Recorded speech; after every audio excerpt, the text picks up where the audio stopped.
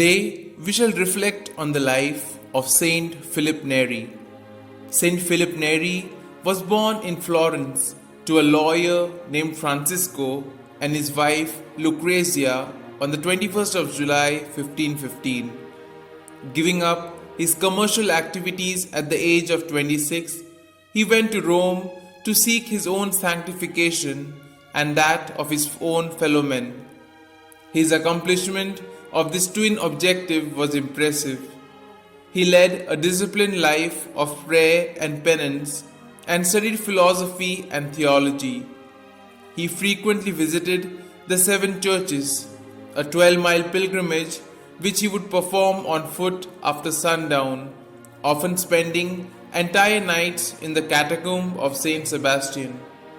His inexhaustible, affectionate interest in his fellow men drove him to pay charitable visits to the sick in the hospital, and with his gentle, winning personality and cheerful spirit to draw the worldly and irreligious into conversion on the street, in the stores, or in workrooms.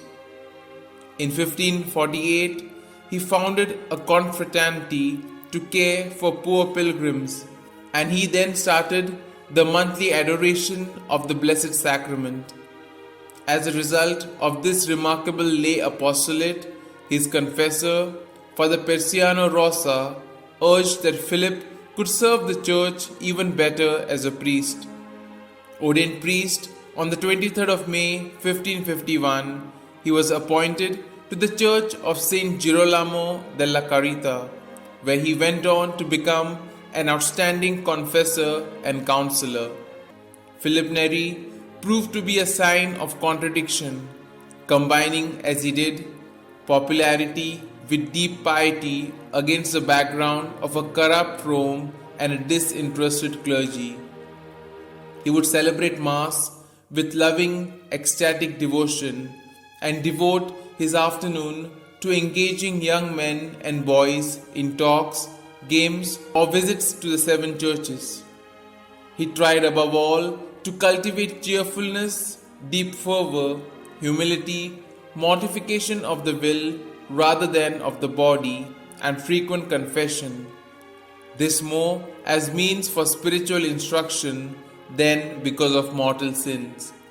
His confessional was thus frequented by cardinals, clerics, and beggars alike, and among those who consulted him were the saints of great renown like Ignatius of Loyola and Charles Borromeo. Philip could bring home to the minds of people spiritual truths in the most unusual but efficacious ways. From 1564, several of his followers became priests and settled down with him at the church of San Giovanni de Florentini, praying and eating in common, celebrating the Eucharist and preaching regularly.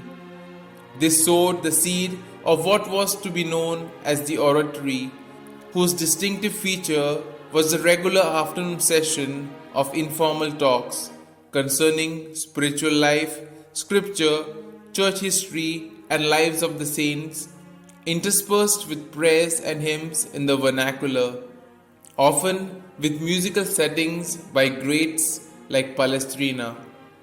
Formal approval for this society, whose members took no vows, came from Pope Gregory XIII in 1575. The unquestioned success of this second apostle of Rome never had any effect on his humility, a profound virtue that enabled him to endure tremendous persecution under the reigns of Popes Paul IV and Pius V. One of the most outstanding mystics during the Counter-Reformation, Philip passed away on the feast of Corpus Christi, that is, the 26th of May 1595, and was canonized by Pope Gregory XV on 12th of May 1622.